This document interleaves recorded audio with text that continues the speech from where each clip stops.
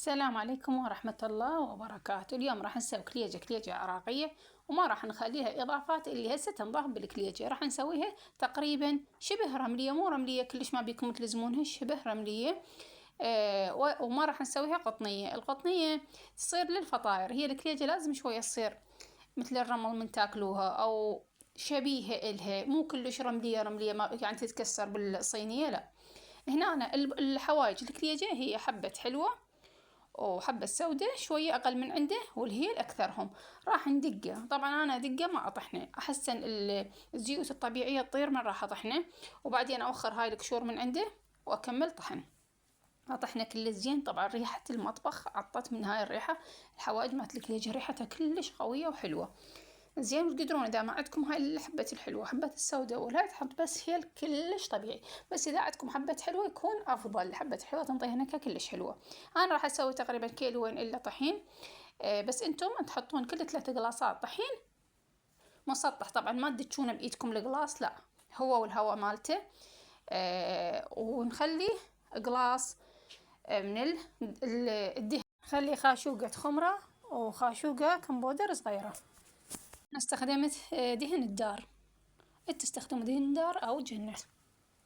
هنا أنا طحنت تقريبا خاشوقة كبيرة من ال هاي سويت الحوايج مالت الكليجة، الهيل والحبة الحلوة والحبة السوداء، أقلهم الحبة السوداء حتى لا يصير أسود العجينة تصير سوداء. هنا أنا كل 3 قلاصات شكر 3 قلاصات طحين نخلي خاشوقة شكر. خلطتهم كل زين، راح أجيب الدهن أخليه.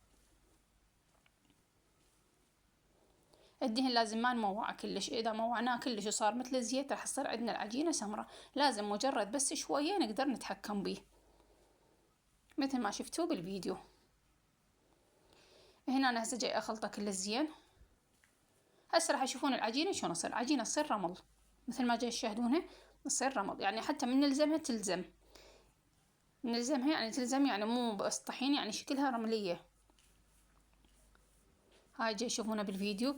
طبعا نقدر نعجنها بالماء ونقدر نعجنها بالحليب عادي، كلش طبيعي، ما راح يتغير عندنا الطعم بالحليب او بالماي، ما راح يتغير عندنا اي شيء. هاي كليجة عراقية القديمة مالت اهلنا، وممكن احنا صغار ناكلها، هي هاي الكليجة كانوا هيك يسوونها بهاي الطريقة. هنا انا اجي المنها، طبعا ما تحتاج عجن هواية، مجرد تتماسك هاي اللي سوينا العجينة ويا الحليب او الماي. سويتها بهذا الشكل مثل ما جاي تشاهدونها، جاي المنها حتى كلها تصير. صارت عندي عجينة بهذا الشكل مثل ما جاي تشاهدونها بالفيديو. هسه راح اخليها ترتاح تقريبا نص ساعة عادي، ساعة ونص، ساعتين، ما راح تخرب عندنا. انا عندي شغل خليته تقريبا ساعتين هيك، ورجعت سويت لها لان انا ما حاطة خمرة هواية، خلوا خمرة شويونة وكمبودر بطرف الخاشوقة. هنا التمر مفلس، طبعا التمر اشتريته هو هيك مفلس كامل، حطيت فوقه هي نفس الحواوج الكليجة، هي الحبة الحلوة نفس الحبة السوداء والهيل نفسه. واذا تحبون رشة من الدارسين ونحطه على النار شوية، بس مجرد شوية ياخذ حرارة، نحمسه حمسة خفيفة. طبعا التمر نسوي بهذا الشكل اسرع عنه، خاصة اذا عندكم كميات كبيرة تردون تسوون اسرع عنه نسويه بهذا الشكل. طبعا تحبون تدهنون الوجه مالته بياض البيض شوية حليب، او اذا ما عندكم بيض حليب بالماي شوية ويا شوية قهوة هم ينطينا لون، يعني حسب المتوفر بالبيت انتم سووه. تمر بهذا الشكل اللي سويناه انا وياكم، انا اسوي بهاي الطريقة، بعد كل من طريقته شلون تسوونه انتم تسوونه.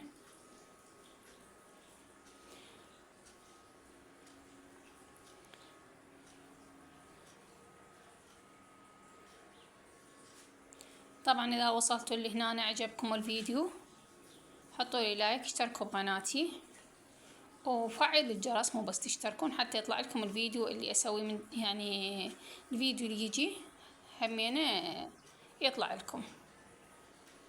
اكمل على هذا الشكل التمر.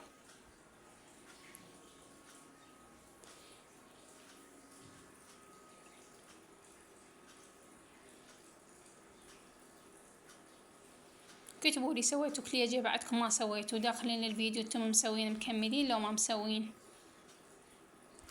شو رايكم بهاي الطريقة القديمة اللي كنا قبل يسوونها؟ طبعا هاي الحلقوم نزلتها بقناتي انا، سويتها بالفيديو السابق اللي قبله. كلش طيب والله، احلى من مالت السوق، اطيب بألف مرة. حتى الحلات مالته معقولة، يعني مو يصل الاسنان، لا الحلات مالته معقولة.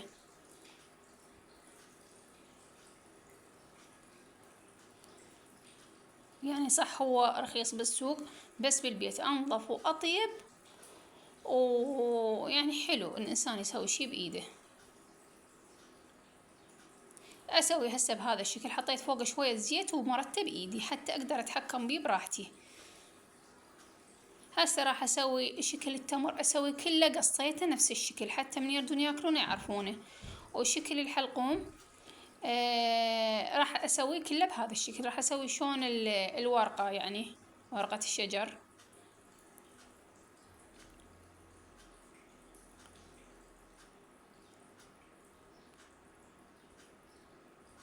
بالسكينة شوية نضغط عليها ونسوي هيك هذا الشكل.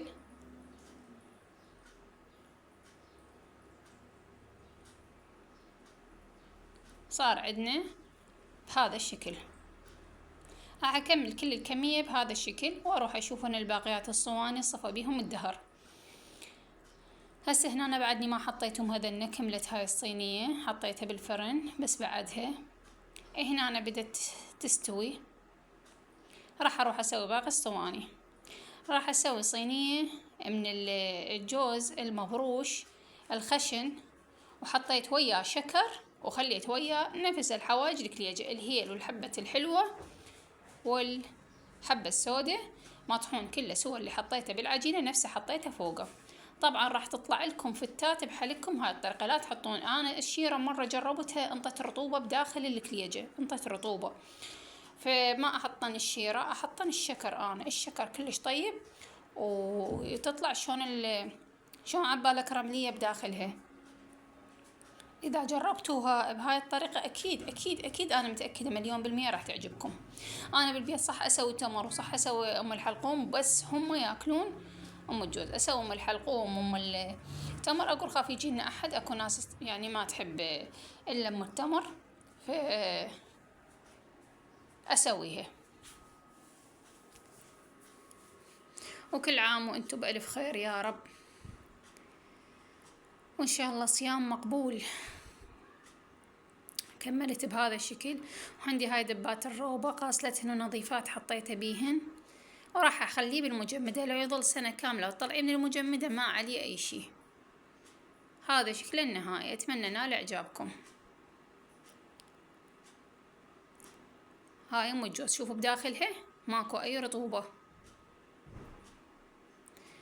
اللي هنا أنا أحب أعوفكم، إن شاء الله نلتقي بفيديو جديد، واستودعكم الله ومع السلامة.